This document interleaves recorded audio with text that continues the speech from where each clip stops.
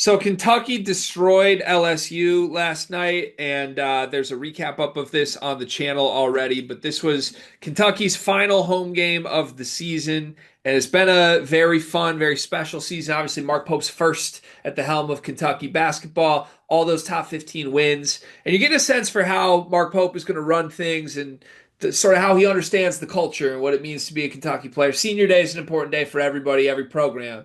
But Mark Pope did some very unique things that you don't see across the country that are another indication of who Mark Pope is as a basketball coach. So after the game, he had all of his players out at midcourt and he kind of gave a speech to the crowd. A couple of the players even spoke to the crowd and passed the microphone around for anybody who stuck around. That's very unique, very cool. Job not finished. A lot of that was going around. Mark Pope made sure to reference that this team has more wins against top 15 teams than any team in Kentucky history. That received some round of applause for sure. But another very unique thing that happened last night, Mark Pope gave a walk-on a uniform for the first time. I don't know if I'm saying the name right or wrong, but Zach Tow, T-O-W, Zach Tow, received his uniform for the first time, got to dress and be in the stat book for Kentucky's win over LSU. Apparently, the story here is that he came in as like a manager, or he came into tryouts earlier this year, and he just sort of showed up as like a frat kid. I think he literally is the president of a frat at Kentucky, and showed up to tryouts, played hard. Mark Pope references that he started receiving a 1 day contract. He just kept getting a 1 day contract. And then Lamont Butler actually came up to Mark Pope and decided that for this game, he thought Zach has worked so hard, he deserves to wear a Kentucky uniform. So he got in the game. He, I think, held the ball for 1 second as the clock expired. And then this became a pretty cool story after the game. Dion, your thoughts?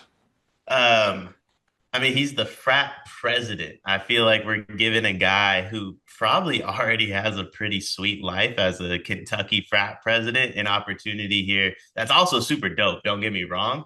But I don't know. I guess maybe somebody else within the fraternity gets that opportunity. He feels like he's already living a pretty sweet life. But all in all, very cool moment, very Mark Pope moment. If Cal was the head coach, we would just know his players went to the frat parties.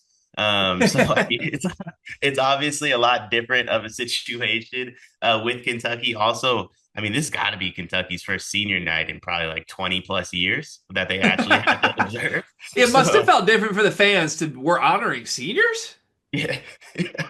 It's it's like it's like that holiday that like just pops up every 20 years and you're like, dang, I got that day off from work. What is that holiday again? Don't remember it. That's like Kentucky senior night. And this was the first time they've observed it in forever. And they kind of just made fun of other schools for observing it.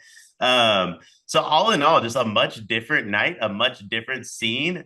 And what a moment for that, dude. Imagine you're the frat president, by the way, whatever fraternity he is, and you get on the court, you have a jersey, then you're pulling up to the after party. Like you were already Teflon in that after party, but now it's like clear out the runway. Like I'm here. Yeah, Delta Chi went crazy last night. I can promise you that. And I would bet you Kirk Risa had a hand in that too. I don't know. That's just a gut feel. Yeah, it's a really cool moment. I'm not even gonna like downplay it or make hella jokes about it because I think this is the type of thing. I struggle with this. It's the type of thing Kentucky fans find endearing. I was going to say it's the type of thing they missed. But here's the reality. When Calipari was winning games, nobody missed this. When you're winning national championships, making Final Four runs, I can promise you there wasn't a Kentucky fan on earth that was like, damn, I wish we could do a senior day right now. But senior day becomes really special when your program is built around sustainable things. And I do think Kentucky fans in general, BBN, I have so much respect for how they view the game and who they are. These people love this game and they love this program, this university. And I think when stories like this arise with Zach, the walk on, or with even just the transfers who have found success at Kentucky that clearly care about playing for Kentucky, it's something that resonates and means more than it does watching some hired guns who come in and out. And I think Mark Pope was very, sometimes Mark Pope can have a reputation as like a happy go lucky guy. Let's not forget, Mark Pope is very smart and he's very strategic. And whether or not Lamont Butler is truly the one who came up with this plan, I'm sure he had a hand in it. That story seems true. Mark Pope knows what's going to make for a good story with his Kentucky fan base and how to sort of PR some really awesome things for this team. He's been doing that all season long because he's a great guy. But for his first senior day of the Mark Pope era, what is this going to be about? Oh, there's going to be a really unique special story that you would only find at Kentucky under Mark Pope. And I think it was a smart move tactically by him and an awesome story all around. Yeah, I think it's super cool, super cool, and it's one it's one of these moments like you and I have talked about it before, where it's like when is some of the Mark Pope like stuff, I guess you could call it, gonna get old? I think the answer is never, G, because he has something in his back pocket at all times that you would never expect. Like this is kind of like you can make jokes like this is that corny cliche type of Mark Pope thing, but at the same time, it's like who would have ever expected the fraternity president of Delta Chi to sub into a game against LSU and have the ball? Like no one would have ever thought that. Mark Pope seems to always have another card in his deck. Um, I've said it a million times. Like I will continue to say it. I don't know if there's any coaches in the country like I'm taking over Mark Pope long term. Like this guy seems to have an answer for everything. And I would even say this, like to your point about like Kentucky fans weren't missing senior nights when they were winning. Like this might be the only one they get under Mark Pope, by the way. Like I guess so. Next year, Otega in theory should be back, and you still got like Noah and Perry who will probably get there down the line. But yeah, it is kind of it's not lost on me. Like, oh, senior night's so special this year. Yeah, how many senior nights are Caden Lewis, Jasper Johnson, and Malachi Moreno going to have? right. And I can tell you Nate Ament won't have one if he goes. Right, Can't but confirm that. He's probably not even in a high school senior night. He's skipping that on his own. yeah. Last thing on this, very cool story, obviously. They're basically doing the Rudy here, right? It is just the plot of the movie Rudy, and then like in the climax of the movie Rudy. By the way, movie I really liked, but like you get to the moment, it's the big climax of the moment. Rudy basically just like takes a snap. That's all this is. Like in the movie, he actually gets to run the ball. I think in real life, Rudy just stood on the field for a snap. So like I can promise you, I would bet you 20 years from now, someone's gonna make a movie about frat president Zach Tao for BBN. And in the movie, he'll probably like hit a three. Dog, in this game, he stood on the court for 5 seconds and got to touch the ball. You were up 30. We couldn't put Zach in the game with 3 minutes left, Dion.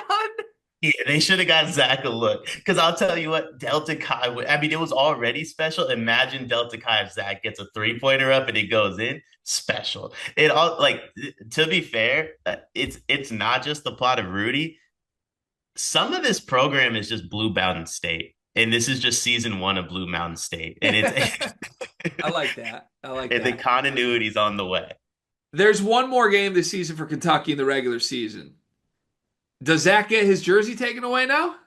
Yeah, it's kind of rude. I mean, that's kind of rude. Also, the 1 day contract thing. What a crazy quote. Like, there's some boosters out there. There's some NCAA regulations we got to discuss. That was kind of a crazy quote. But it would be kind of rude to take his jersey away. It'd be like, who do they play in their final game? They play Missouri at Missouri, but yeah, like is Lamont Butler gonna come in Mark Pope's office and be like, yeah, he doesn't deserve the jersey anymore? I'll be honest. Lamont, Kobe, Otega, I'm looking at y'all. Missouri's another moment for Zach, but y'all got to get him there. Like y'all got to get that. That's Right, another possibility. right. Honestly, I mean, Jackson Robinson replacement, we still need one. So I don't know. Back to the drawing board.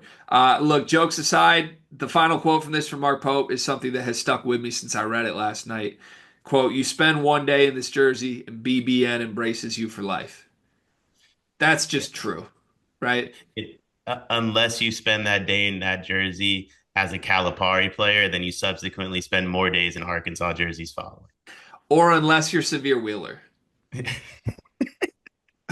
Then you spend 3 months in that jersey and nobody embraces you.